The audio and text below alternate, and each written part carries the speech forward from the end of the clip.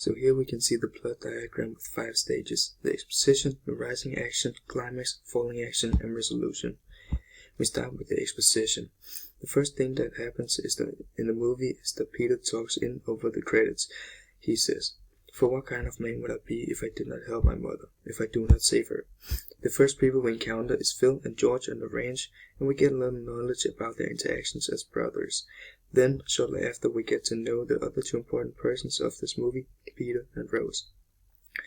When we have been introduced to all the most important characters there is, we get the first encounter between the 2 pairs. Phil immediately shows disrespect to Peter and really makes fun of him for acting and talking different than the other cowboys Phil is sitting with. George, on the other hand, doesn't like the way Phil treats Peter and after that, Rose, so he stands up for them and told Phil that he made Rose cry. The end of the exposition and the beginning of the next thing, the rising action, is the scene where George helps Rose preparing and serving dinner because Peter wasn't there to help. In the rising action, we can see that something is going on between the 2 of them, and that there is a good person, and that George is a good person who makes up for his brother's bad behavior. Here also Phil finds out that something is up between his brother and Rose, in which he says that Rose is a suicidal widow and she has a retarded son.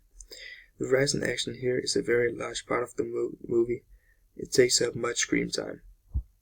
Almost the whole movie is one big build-up to the climax in the end. Here we see the conflicts between Phil and George escalating because of their differences and George's marriage to Rose. We also see Rose increasing fear of Phil. In the second half of the movie there is a weird change when Phil and Peter suddenly build a relationship, and it seems like they actually get along pretty nicely, which is really conflicting to the prior relationship they had in the beginning when they first met. But something seems off, and Rose is still really frightened about Phil, so she tries to get Peter to back away from Phil. And then the climax. The climax is the point where Phil discovered that the hide he had stashed was taken by Rose and sold to the local Indians that wanted to collect it. Phil had a rage against his brother and shouting in his face that his wife is an alcoholic and she's unstable and that she's a bad influence in their family. After a couple of minutes, with Phil being mad, the end of the climax appears when Peter comes back to Phil to give him some hide that he had found in the mountains from a dead cow. Phil didn't know that the hide was infected and that it was from a dead cow, so he became very emotional, hugging Peter and thanking him because he didn't know the intentions Peter had with the hide. Then the falling action is from where Phil receives the hide and to the point where he dies. Nothing important really happens in the scenes of this part other than, of course, Phil dies. What happened is he spent some time with Peter, and we see that one morning he acts all weird and doesn't wake up because he felt sick. Then he drove away with his brother, George, who drove, and in the next scene George looks at a coffin, and here the resolution begins. The resolution here is from Phil's burial and to the end of the movie.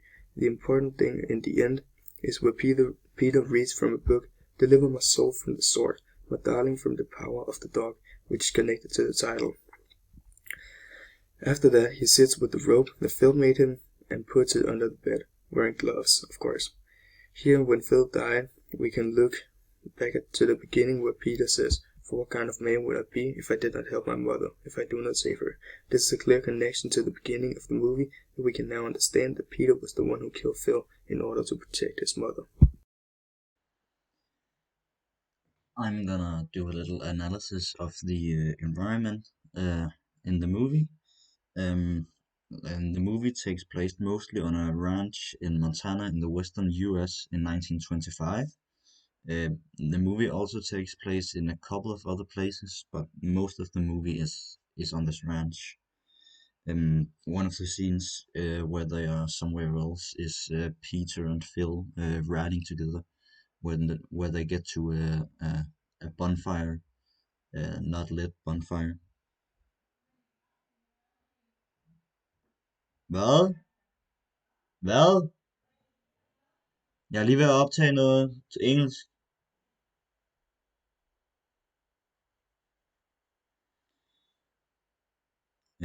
Where Peter and Phil.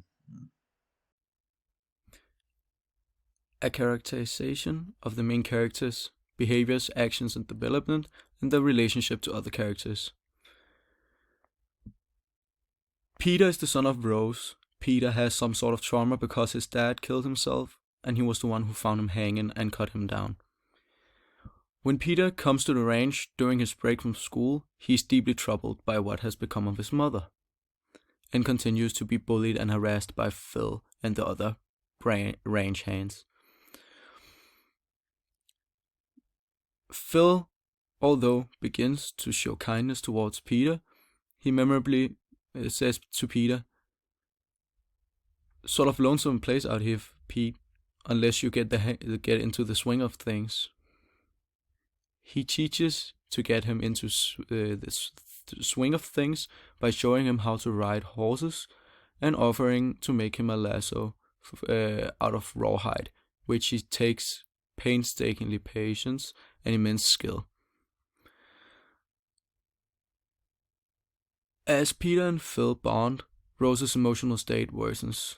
Peter Gordon is one of the most interesting characters in the movie. And that's not really apparent until the very end. He's very quiet and unassuming. He's sensitive, but yet very clever and brilliant. He's shown to be dedicated to his studies and very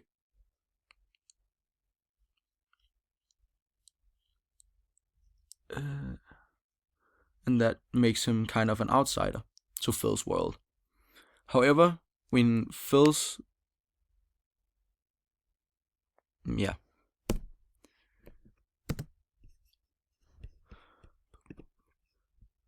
Burbank.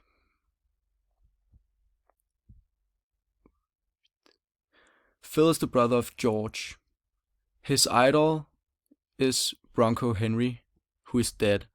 Although not directly stated in the movie, it is strongly hinted that they had a sexual relationship. That might be why he's so strong and masculine, because he's hiding his sexuality. His brother George doesn't like when Bronco Henry's name gets stated. In the very end, Phil is poisoned and dies from a wound, which is caused by Peter's rawhide being infected with bacteria from a dead cow. Rose Burbank. Rose is the mother of Peter. Rose is a strong woman who seems intelligent in her own work and managing her life as a widow. However, Phil's mistreatment of Rose and her concerns for her son causes her to act irrationally at times and make questionable decisions, and a lot when she's drinking. While she attempts to keep her head down, her eventual act of giving away the rawhides against Phil's wish to the natives seems dangerous. George Burbank. George is the brother of Phil. George is a very reserved character who seems to want harmony amongst the people on the range and in his life, but that doesn't really know how to achieve that. He's a kind man who seems genuinely to care about for Rose and wants to give her a happy life as a wife. However, he fails because once she moves to the range, and how his brother is the cause of her unhappiness, George doesn't know what to do when it comes to handling Phil. He knows that Phil is very temperamental.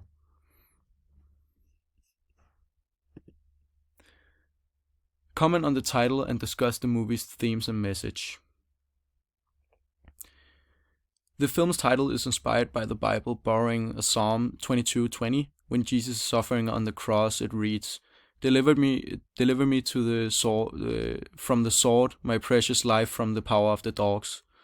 It's kind of a warning. The power of the dog is all the urges, all the deep, uncontrollable urges that come and destroy us. And the theme of the movie is introspection, sexuality, and family. The movie can be related to the topic of the masks we all wear because multiple of the characters we see here wears masks. For example, Phil wears a mask and his mask is written between the lines. We see him going around being masculine all the time, but between the lines in specific passages in the movie, we know that something is off. He talks very much about Bronco Henry and changes his expressions and tone of voice when he talks about him. Their relationship was very special at the time Bronco was alive. When Phil is alone, he can finally be himself. He's gay and he tries to hide it from everyone, but when he's alone, he can let it go. For example, in the lake when he masturbates to the scarf of Bronco Henry.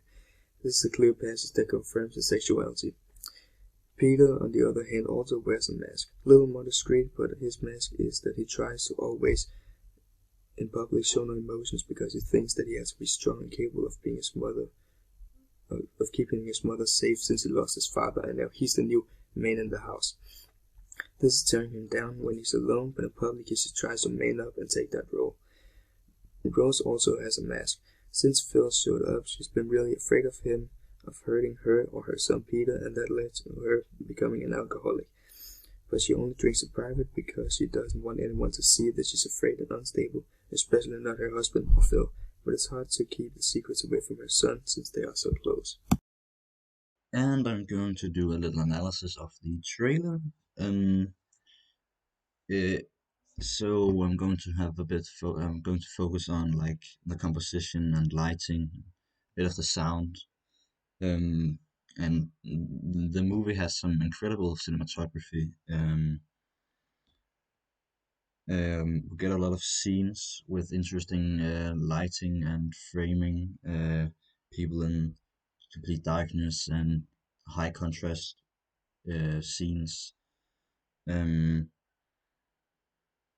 yeah, we have examples at uh, 030.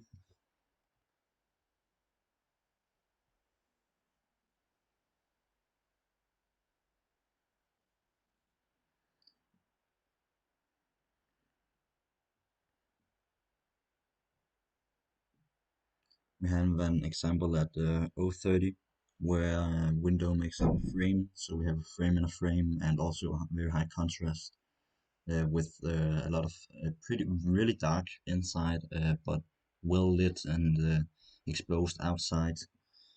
Then we also have at 116 uh, the same situation with a lot of darkness inside and the barn door making up a frame in a frame, and very dark inside but well exposed outside.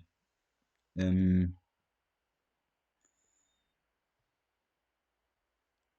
there's not a lot of added sound, it seems, in the trailer, except for some music in the background. Most of the things we hear in the trailer is like people talking, which is most likely caught in camera. Um, the background music seems to uh, become more and more powerful, and towards the end, it takes up all the other sounds, and it's just the background music, leading to an epic finale of the trailer. Um, and a bit with the composition, since the scene switches often, so we get a lot of establishing shots, where they use a, a bit of bird's eye view with a wide angle lens to quickly give us an idea of where we are and who are in the scene and what is going on. Um, but the film also uses a lot of close-ups to show a lot of the emotions from the characters, because a lot of the characters has some very complex emotions that they try and capture with these close-ups.